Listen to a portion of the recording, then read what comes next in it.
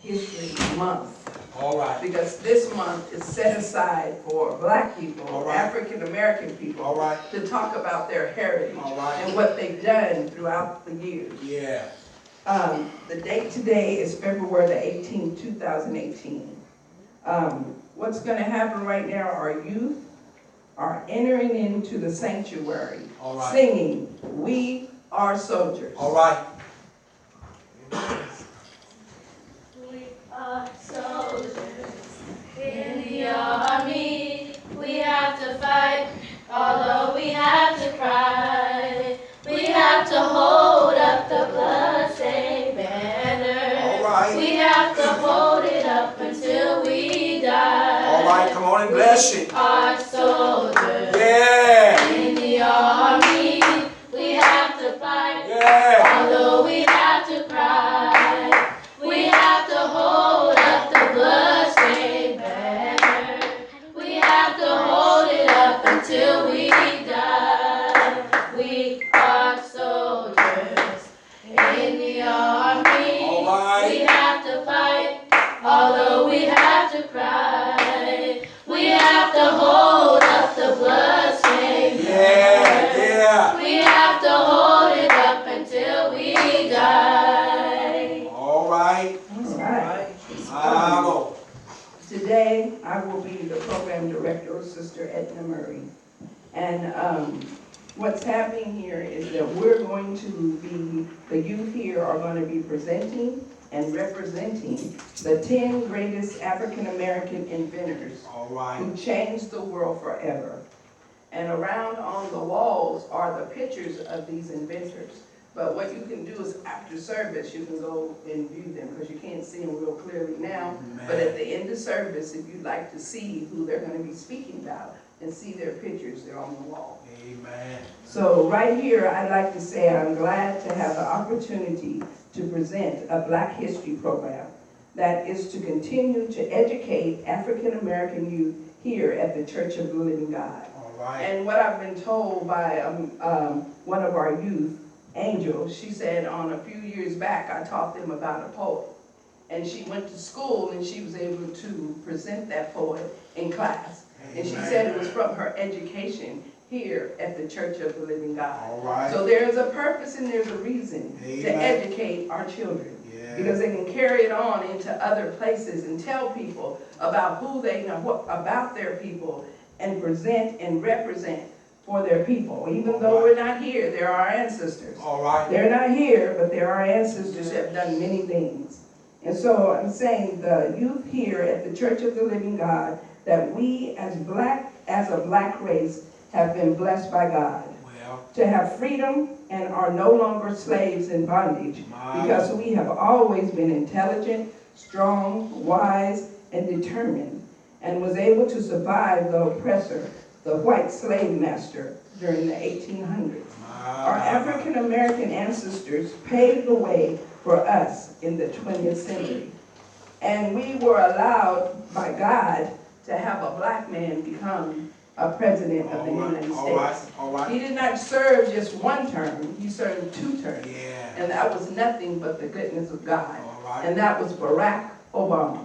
So we thank God for that. We're in the 21st century showing our African children that we can be anything we want to be. Yeah. But it all started way back in the 1800s. Wow. And this is what they will be presenting to us today, to let you know of some of the inventions that were invented that we didn't learn about when we were in school. Amen. But they're going to present individuals who have done great things. And if it had not been for them, things would not have even come to pass. Wow. So we can be proud of our people. So we're going to go ahead and start our program.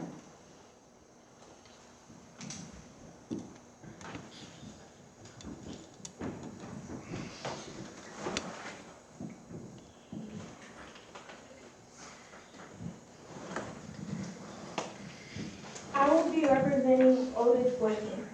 Boykin in his lifetime ultimately invented more than 25 electronic devices. One of his early inventions was an improved electrical resistor for computers, radio, television, and an assortment of other electronic devices. Other notable inventions included a variable resistor, used in guided missiles and small compact thick film resistors for computers. Boykin's most famous invention was probably a control unit for the pacemaker. The device essentially uses electric impulses to maintain a regular heartbeat. Ironically, Boykin died of heart failure in 1982. I will also be representing Granville Woods. The magnitude of an inventor's work can often be defined by the esteem in which he held by fellow inventors. If this is the case, then Granville was certainly a respected inventor, as he was often referred as the Black Thomas Edison. In 1885, Woods patented an apparatus which was a combination of a telephone and a telegraph. The device, which he called telegraphy, would allow a telegraph station to send voice and telegraph messages over a single wire. The device was so successful that he later sold it to American Bell Telephone Company. In 1887, Woods developed his most important invention to date, a device he called Synosys Multiplex Railway Telegraph, a variation of the introduction telegraph. It allowed for messages to be sent from moving trains and railway stations by allowing dispatchers to know the location of each train. It provided for great safety and a decrease in railroad accidents over the course of his lifetime. Granville Woods would obtain more than 50 patents for inventions, including an automatic brake and aid incubator, and for improvements to other inventions such as safety circuits, telegraph, telephone, and phonograph. My Lord, my Lord. I will also be representing Madam C.J. Walker. Sarah Breedlove, who later became known as Madam C.J. Walker, was born into a former slave family to parents Owen and Minerva Breedlove. Madam Walker was an entrepreneur who built her empire developing hair products for Black women. She claims to have built her company on an actual dream where a large Black man appeared to her and gave her a formula for caring baldness. When confronted with the idea that she was trying to conform Black women's hair to that of the whites, she stressed that her products were simply an attempt to help Black women take proper care of hair and promote its growth. She was the first African-American woman millionaire. Without these inventions, I'm just glad to have learned about these people, because we don't learn about these people in school. Without these things, we wouldn't have had some of these things. It's good that we had Madam C.J. Walker because she helped us with our hair. And it's good that we needed the pacemaker because it's saving millions of lives.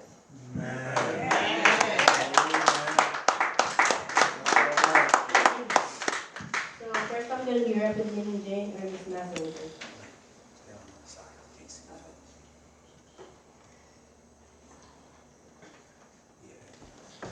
Jan Massaluca was born in Marberville, Dutch Guiana in 1852. He was a shoemaker by trade, the son of an African homemaker and a Dutch engineer, in whose machine shop Jan Massaluca began working at the age of 10.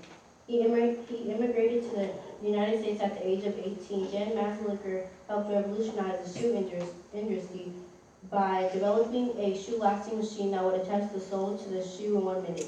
The shoe-lacing machine adjusts the shoe leather upwards, snuggling over the mold, arranges the leather under the sole, and pins it in place with nails while the sole is stitched to the leather. I'm also going to be representing Norbert Rillis. He invented sugar refining machinery. Norbert Rillis was born on March 17, 1806 in New Orleans, Louisiana. Norbert was born a free man, although his mother was a slave. His father was a wealthy white engineer involved in the cotton industry. Rillis painted the multiply effects vacuum pan evaporator. This device heated sugarcane juice in a partial vacuum, reducing its boiling point, allowing much greater fuel efficiency. This innovation adopted in sugar refining escalated production, reduced the price, and was responsible for transforming sugar into a household item. Similar technology was subsequently developed for the production of soap, gelatin, in blue. Some have called Willis's evaporation the greatest invention in the history of American chemical engineering. And I just want to say I'm glad for learning about these because without these two people, we wouldn't have shoes on our feet to wear and we wouldn't have sugar in the household. Today I will be representing Garrett Morgan. He invented the gas mask and a type of traffic light. Garrett Morgan was an inventor and businessman from Cleveland who invented a device called the Morgan Safety Hood and smoke protector in 1914. On July 25, 1916, Garrett Morgan made national news for using his gas mask to rescue 32 men trapped during an explosion in an underground tunnel 250 feet beneath Lake Erie. Morgan and a team of volunteers donned the new gas mask and went to the rescue. After the rescue, Morgan's company received requests from fire departments around the country who wished to purchase the new mask. The Morgan gas mask was later refined by use of the U.S. Army during World War I. In 1914, Garrett Morgan was awarded a patent for a safety hood and smoke protector.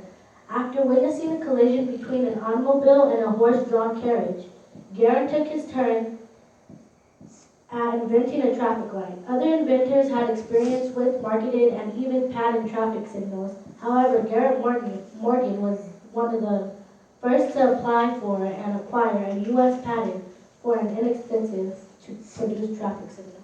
Wow. The next person I will be representing is Patricia Bath. She invented a form of eye surgery using lasers.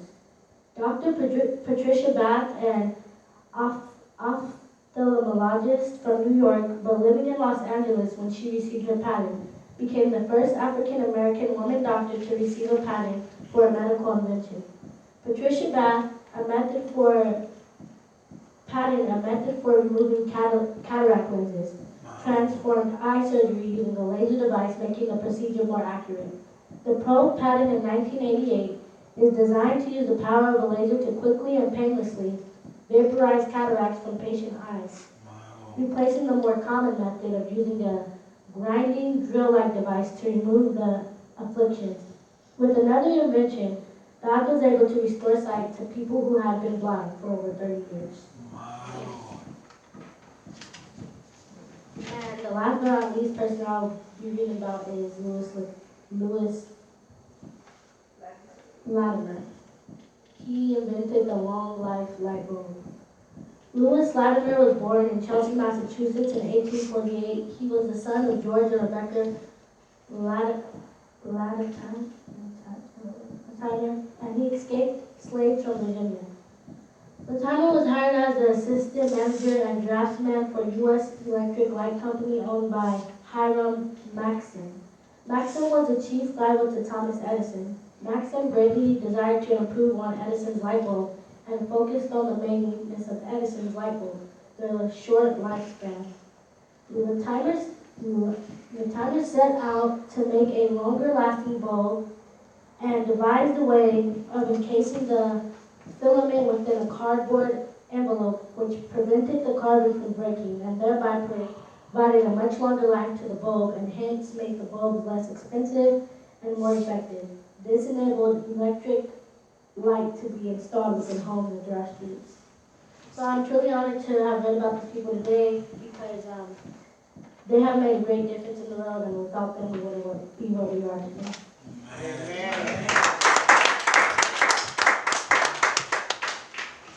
My first African man that I'm representing is Frederick McKinley Jones. Frederick McKinley Jones was one of the most prolific black investors ever. Frederick Jones patented more than 60 inventions. However, he is the best known for inventing an automatic refrigerated system for long-haul trucks in 1935.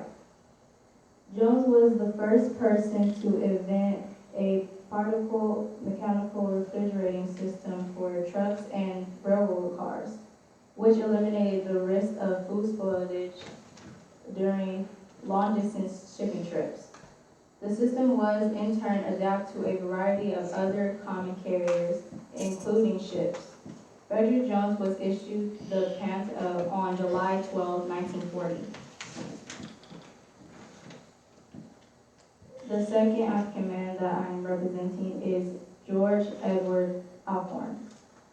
Physics. George Edward Alcorn Jr. is best known for his development of the imaging X-ray spectrometer.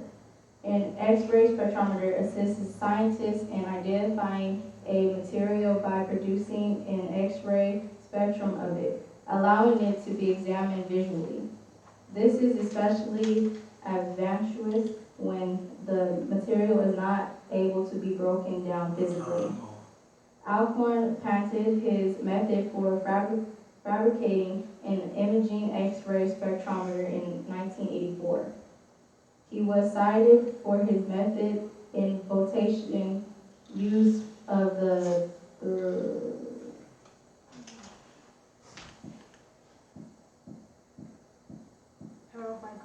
zero migration of aluminum. For this achievement, he was recognized with the NASA/GSFC Inventor of the Year Award.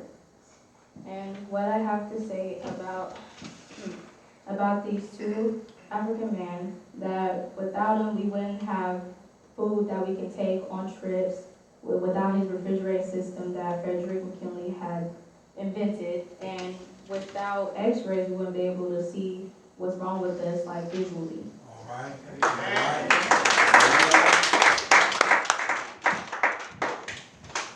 This is wonderful to hear about these inventors. Yeah. African American people have been so intelligent, but we've been pushed back, All right. and treated as not being human. All But right. God, the mercies of God, Yeah. has brought us forth.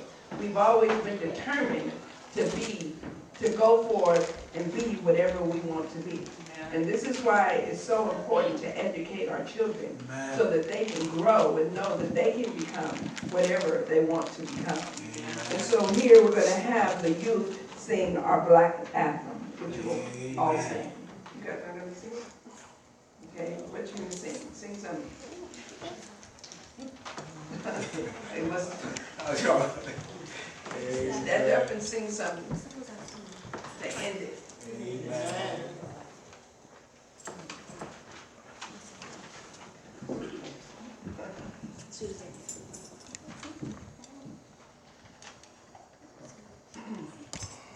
Soon and very soon, we are going to see the King. Soon and very soon, we are going to see the King. Soon and very soon, All right. we are going to see the King. Hallelujah, hallelujah, we're going to see the King. Soon and very soon, we are going to see the King. Soon and very soon, we are going to see the King. Soon and very soon, we are going to see the King. Hallelujah, hallelujah, we're going to see the King.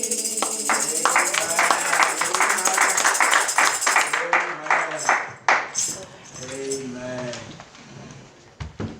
Now we're going to have Sister Crystal Bowers is going to give a presentation. Amen. Amen.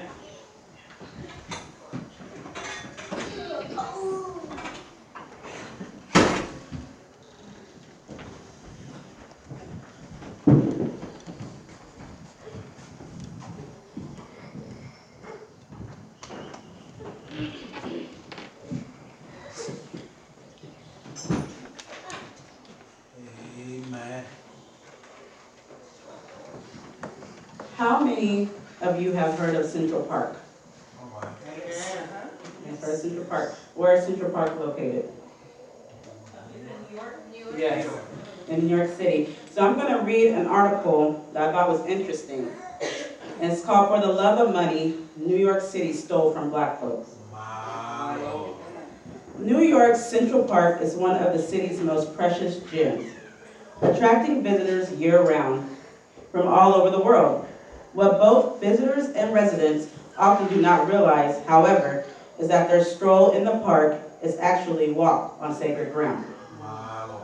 The land atop which Central Park now rests has a unique story, with particular significance to the African American community. From 1825 to 1857, Manhattan's first known community of African American property owners inhabited some of the very land that Central Park stands on today. The community bore the name Seneca Village and was located between 82nd and 89th Streets at 7th and 8th Avenues. While many white New York landowners refused to sell to African Americans, even after emancipation, John and Elizabeth Whitehead were an exception to the rule. Though the land was a far walk from the city's metropolitan area, it allowed buyers to build their own houses in a safe area and escape the overcrowded and crime-ridden slums that most African Americans were relegated to at the time. The first purchasers of the Whitehead property were members of the New York African Society for Mutual Relief, a society with a shared mission to build black communities. A young boot polisher, Andrew Williams, was the first to purchase 3 lots of land for $125, making him the first official resident of Seneca Village. According to the 1855 census, Seneca Village was comprised of 264 residents and was home to 3 churches, 2 schools, and 3 cemeteries. Though the majority of the town's inhabitants were laborers, they were considered a rising middle class based on their levels of education and homeowner status. The cost of land in Seneca Village was relatively inexpensive at the time, and African Americans were nearly 5 times more likely to be property owners there than in other parts of the city. By owning property, African Americans could then participate in civic life. Any man who owned at least $250 in property was permitted to vote. The downfall of Seneca Village came in the summer of 1856, when residents were given their final warning to evacuate their home to make way for park construction. Through eminent domain, the New York government took authority over private lands to educate Seneca Village's residents. While landowners were compensated, their entire way of life, homes, and right to vote were stripped away. The newspapers praised the destruction of what they called Niggerville Village, referring to its residents as squatters and insects living in shanties. The history of Seneca Village is not widely discussed, with the exception of a memorial plaque that wasn't erected until 2001. Little has been done to preserve the legacy of this legendary community. The names and faces of those displaced do not appear anywhere in a museum or history book. They have simply been erased. And while many people could not imagine New York City without Central Park, we must not forget the price paid by those who were forced out of their homes to make way for its development. Thank you.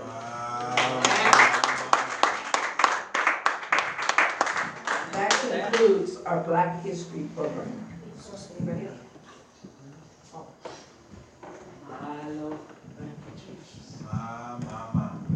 That was something I didn't know. I guess we learn every day. Amen. Man.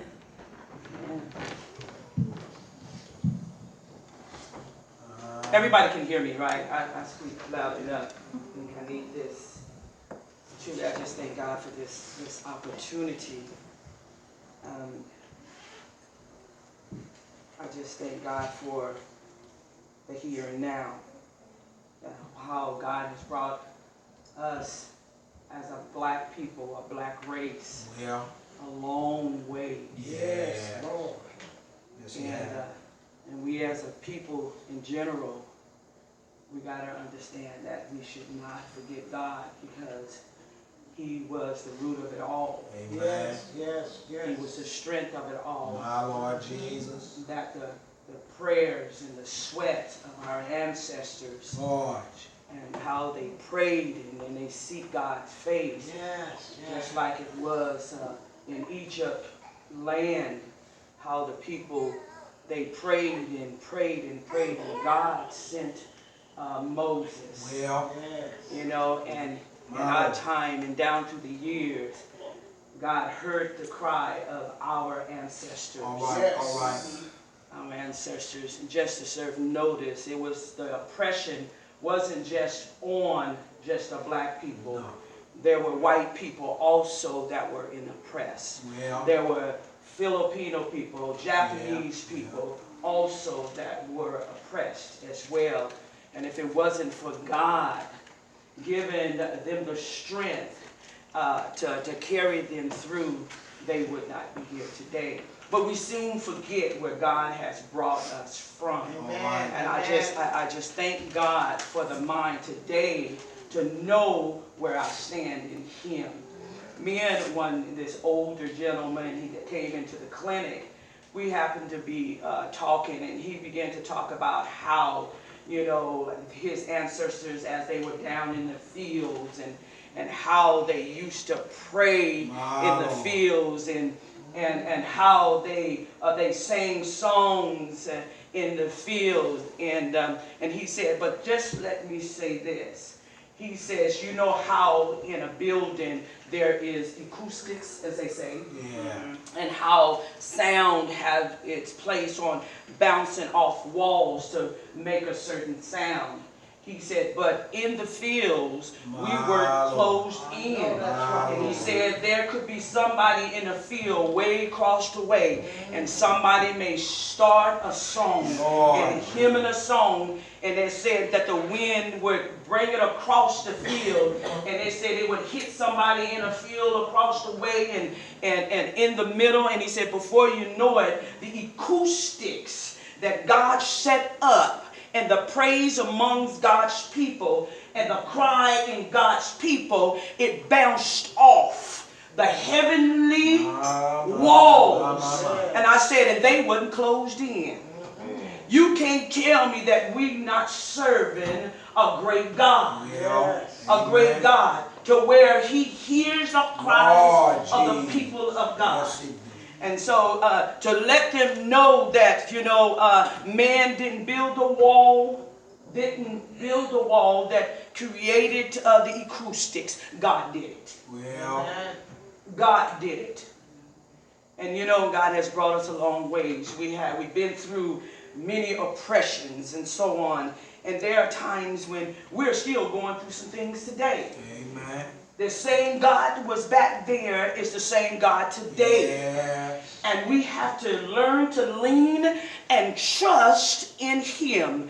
The same miracles that He created back then, He is still doing them today. And He's given us the strength to go through. Amen. The Spirit of God have inspired great men and women to do poems and different plays and so on that struck the world today. And there was one poet that it kind of struck me in the poem that she had written. And that poem, yet still, we can apply it to our life. And that great poet was named Maya Angelou. And a lot of us are very familiar with a lot of her poems. But there is one that struck me, and that is Still I Rise. Amen. And if we look at it today, if it wasn't for God on our side, Well, that's it. it's because of Him that we still rise. Well, And if you can just listen at down through the years of our ancestors and just apply it to our life today. No matter what it is that we may go through, remember, we still can rise. amen. The introduction is, I Still I Rise is a powerful, empowering poem. All about the struggles of overcome of prejudice and injustice. It is one of Maya Angelou's most popular poems. When read by those who understand the meaning of repeated wrongdoing, the poem becomes a kind of anthem, a beacon of hope for the oppressed and the downtrodden. It is a reminder of the abuse of power by those who sit in government, the judicial, in the military, in the police force, for members of the public, for the society. It sends out the clear, repeated message of hope. One matter, the circumstances, there must always be hope to cling to. Yeah. Her poem, Still I Rise. You may write down in history with your bitter, twisted lies. You may trod me in the very dirt, but still, like dust, I rise. Does my sassiness upset you? Why are you beset with gloom? 'Cause I walk like I've got oil wells pumping in my living room. Just like moon and like the sun, with the certainty of tides, just like hope's spring high, still I rise. Do you want to see me broken? Bald head and lowered eyes, shoulders falling down like teardrops, weakened by my soulful cries. Do my haughtiness offend you? Do you take it awful hard? 'Cause I laugh like I got gold mines digging in my backyard. You may shoot me with your words. You may cut me with your eyes. You may kill me with your hatefulness, but still like air I rise. Does my sexiness upset you? Does it come as a surprise that I dance like I've got diamonds at the meeting of my thighs? Out of the hut of history's shame, I rise. Up from the past that rooted in pain, I rise. I'm a black ocean leaping and wide. Willing and swelling I bear in the tide. Leaving behind nights of terror and fear, I rise. Into the break day that wondrous clear, I rise, bringing the gifts that my ancestor give. I am the dream and hope of the slave. I rise, I rise, I rise.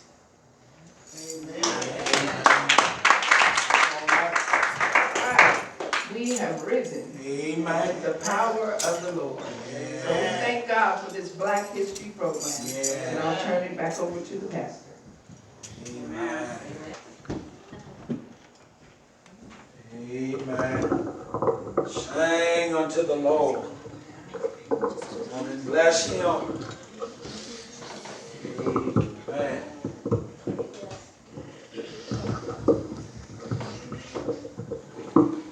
Yes, God. Bless him, young folks. Weeping may can do for a night, but joy cometh in the morning. Morning blessing. Weeping may can do for a night, but joy cometh in the morning. Weeping may can do for a night, but joy cometh in the morning. Weeping may can do for a night, but joy cometh in the morning. I said, Amazing Grace, how sweet the sound that saved a wretch like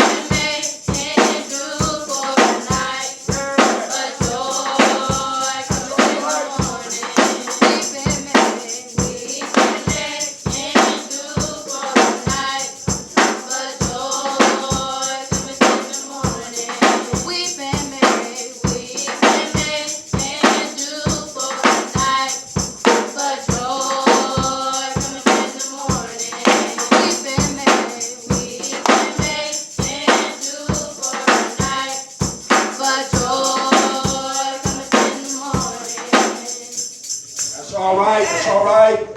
Amen.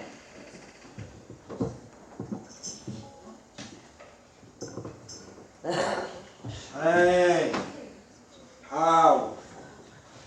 Glory to God.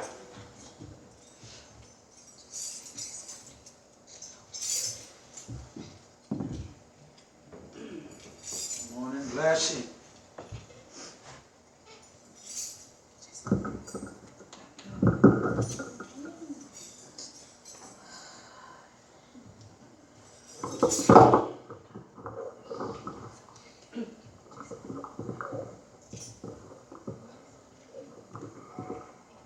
Oh.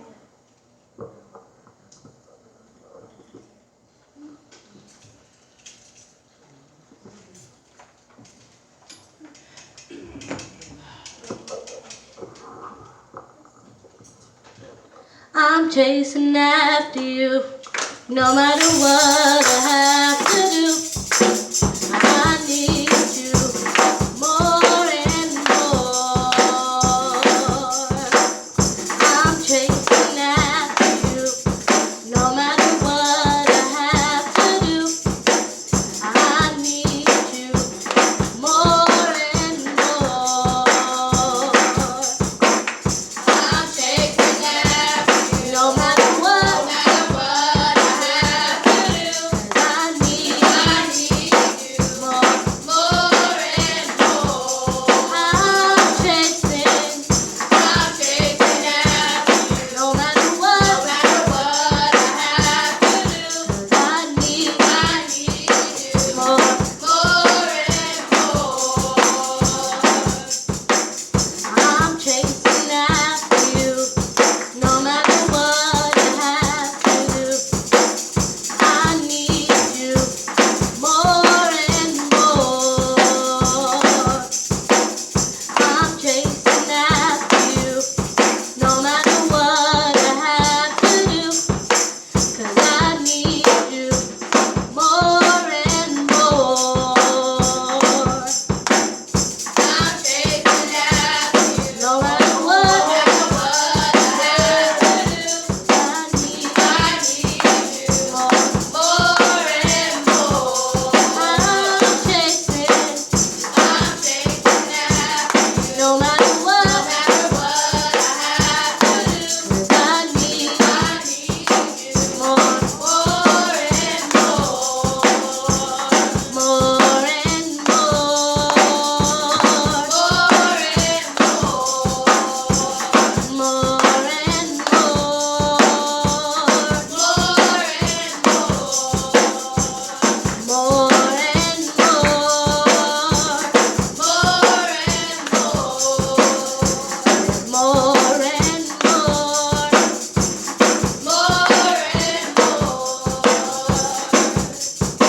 I'm chasing after you. I'm praising my way through, just to be closer to you. I'm chasing after you.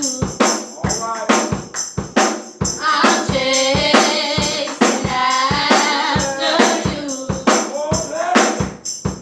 I'm praising my way through, just to be closer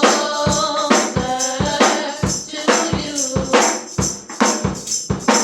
I'm chasing after you. I need more and more. More and more.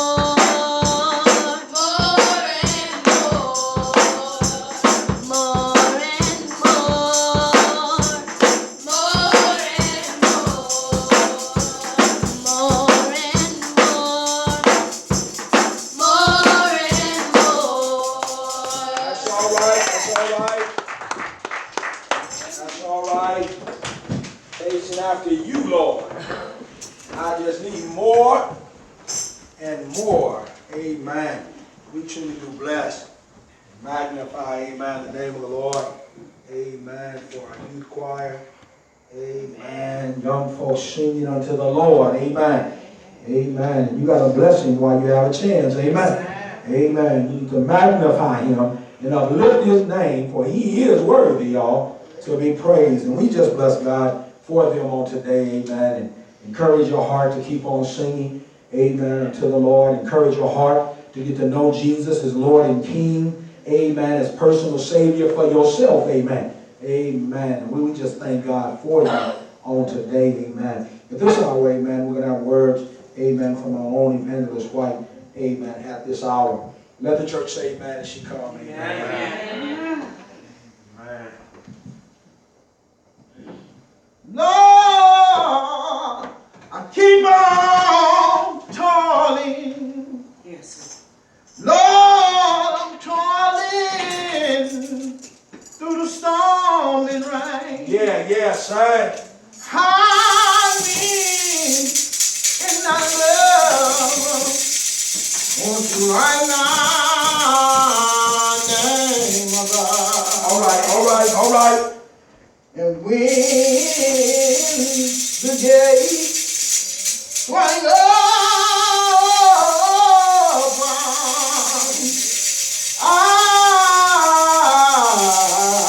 just walk on. My Lord. I like that song. That's all right. That's what I want to do. Yes. But we keep on toiling Yes. through the storm and the rain. Yes.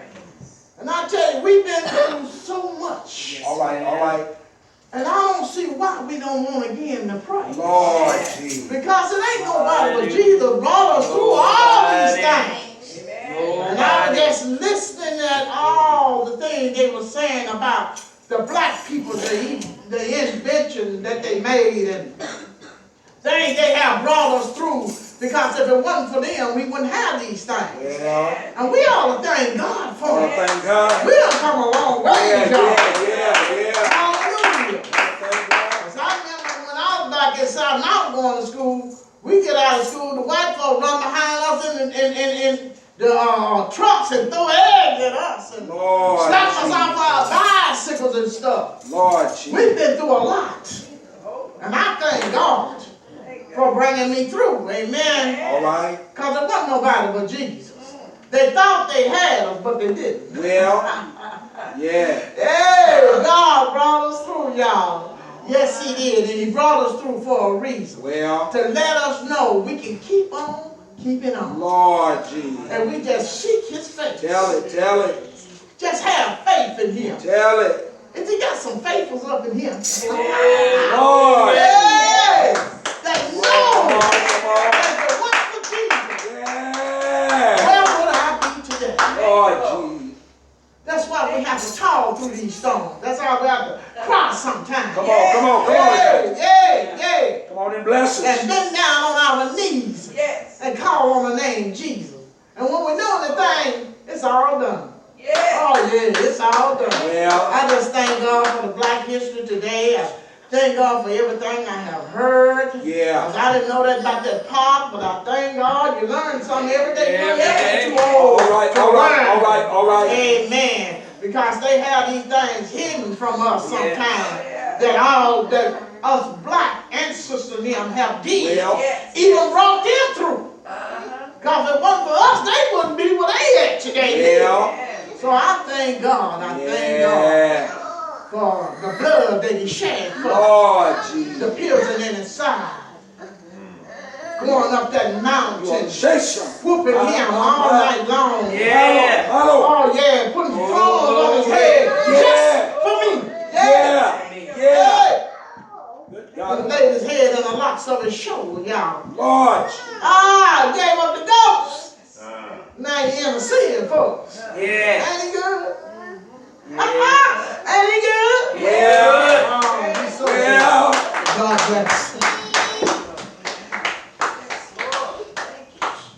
Come on and let the church shout hallelujah. Hallelujah. Oh, come on. Y'all ain't saying that.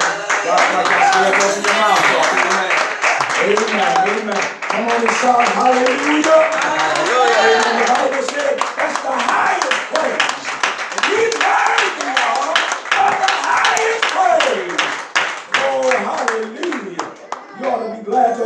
mouth up.